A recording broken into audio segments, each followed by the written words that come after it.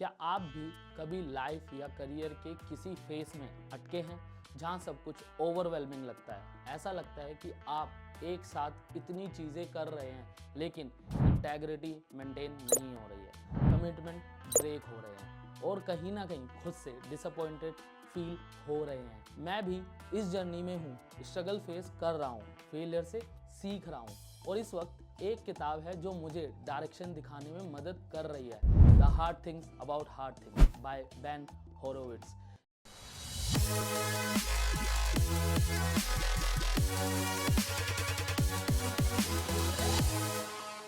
ये बुक बताती है मुश्किलें कैसे हैंडल करें और सक्सेस सिर्फ स्मार्ट स्ट्रेटजीज से नहीं बल्कि टफ डिसीजंस और स्ट्रगल फेस करने से मिलती है। नमस्ते दोस्तों, स्वागत है आपका द इंस्पायरिंग लूप में, जहां हम एक्सप्लोर करते हैं बुक्स, आइडियाज और स्टोरीज जो हमारी लाइफ और करियर को नेक्स्ट लेवल तक ले जाने में मदद करती है। और ऑनेस्टली मैं भी एक लर्नर हूँ और नए चैलेंजेस फेस कर रहा हूँ, नए लेसन सीख रहा हूँ और अपनी जर्नी को आप सबके साथ शेयर कर रहा हूँ। आज मैं डिस्कस करने वाला हूँ एक ऐसी बुक जो सिर्फ सक्सेस के बारे में नहीं बल्कि फेलियर और स्ट्रगल के बारे में भी बात करती है। The hard things about hard things बताती है कि जब आपको लगे कि सब कुछ टूट रहा है तब भी कैसे आप खुद को संभाले और आगे बढ़ाए। तो चलिए बिना किसी देरी के शुरू करते हैं। 3 की lessons from the hard things about hard things. Lesson number 1, the struggle is real और ये सबके साथ होता है। बेन होरोविट्ज कहते हैं कि एंटरप्रेन्योरशिप या लीडरशिप एक रोलर कोस्टर है। सक्सेस के रास्ते में फेलियर्स और चैलेंजेस फिक्स हैं। जो लोग स्ट्रगल फेस करने की हिम्मत रखते हैं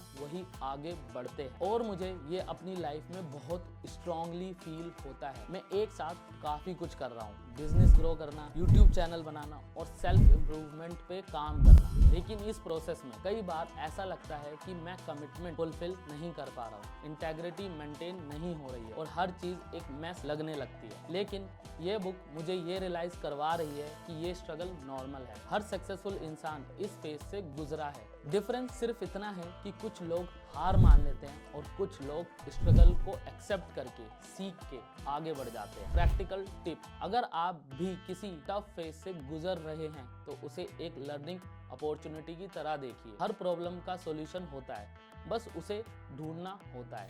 lesson number 2, there are no easy answer, लेकिन टफ डिसीजन जरूरी है। एक लीडर का सबसे बड़ा काम होता है डिफिकल्ट डिसीजन लेना। ये डिसीजन कभी भी इजी नहीं होते हैं। बिजनेस के टफ कॉल्स लेने पड़ते हैं जो शॉर्ट टर्म में पेनफुल लगते हैं लेकिन लॉन्ग टर्म में जरूरी होते हैं। मुझे भी इसको एक्सपीरियंस करने का मौका मिला। कभी ऐसा होता है कि एक प्रोजेक्ट के लिए कमिटमेंट दिया लेकिन टाइम मैनेज नहीं हो पा रहा है। कभी किसी क्लाइंट की एक्सपेक्टेशंस फुलफिल नहीं हो पा रही है। ये सब सिचुएशन फ्रस्ट्रेशन और गिल्ट क्रिएट करती है। लेकिन ये बुक मुझे ये सिखाती है कि लीडरशिप का मतलब है सिर्फ स्मूथली चलना नहीं बल्कि डिफिकल्ट डिसीजंस लेना भी है। चाहे वो किसी चीज को पॉज करने का हो, किसी नई स्ट्रेटेजी पे शिफ्ट करने का हो या फिर क्लियर कम्युनिकेशन देना हो कि मैं इस काम को अभी नहीं कर सकता। प्रैक्टिकल टिप, अगर आपको कोई टफ डिसीजन लेने हो तो अपने लॉन्ग टर्म विजन्स पे फोकस रखो। हमेशा ऑनेस्टी और क्लैरिटी से काम लो और अपनी गट फीलिंग्स पे भी ट्रस्ट करो। लेसन नंबर 3,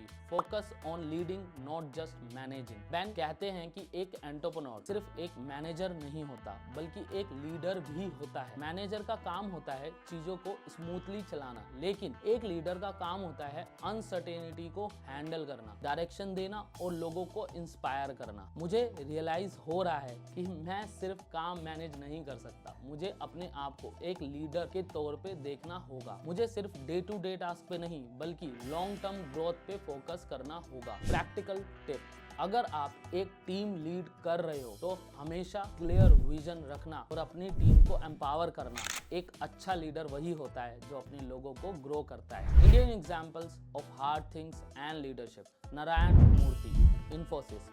उन्होंने एक छोटी सी सॉफ्टवेयर कंपनी को एक ग्लोबल आईटी जायंट बनाया। जब फंडिंग और रिसोर्सेज नहीं थे तब भी उन्होंने अपने विजन पे बिलीव किया और स्ट्रगल के बाद इन्फोसिस को सक्सेस तक ले गए। Ratan Tata, nano car project एक बड़ा रिस्क था लेकिन टाटा ग्रुप ने एक अफोर्डेबल कार बनाने का ड्रीम रियलिटी बना दिया even after multiple setback. MS Dhoni, captain cool सिर्फ एक क्रिकेटर नहीं बल्कि एक लीडर भी थे। उन्होंने प्रेशर सिचुएशन में काम रहना और राइट डिसीजन लेना सिखाया। My personal take on the hard things about hard things. मुझे ये बुक इसलिए पसंद आई क्योंकि ये एक रियल और रॉ पर्सपेक्टिव देती है सक्सेस और लीडरशिप के बारे में। इसमें कोई फेरी टेल नहीं है, सिर्फ सच्चाई है।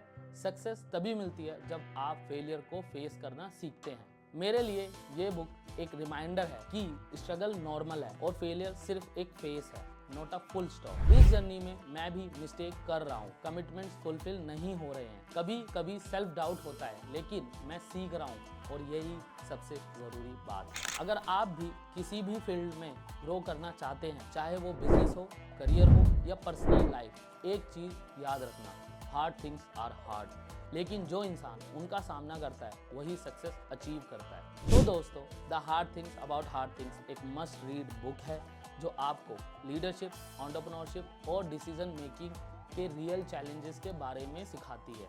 अगर आपको ये वीडियो पसंद आई तो लाइक कीजिए, शेयर कीजिए और सब्सक्राइब कीजिए द इंस्पायरिंग लूप को। कमेंट्स में मुझे बताइए, क्या आप कभी किसी टफ फेज से गुजर चुके हैं? आपने उसे कैसे हैंडल किया? आपके एक्सपीरियंसेस से सबको सीखने को मिलेगा। See you in the next video. Keep learning, keep growing and remember, the hard things are what makes you stronger. Thank you so much.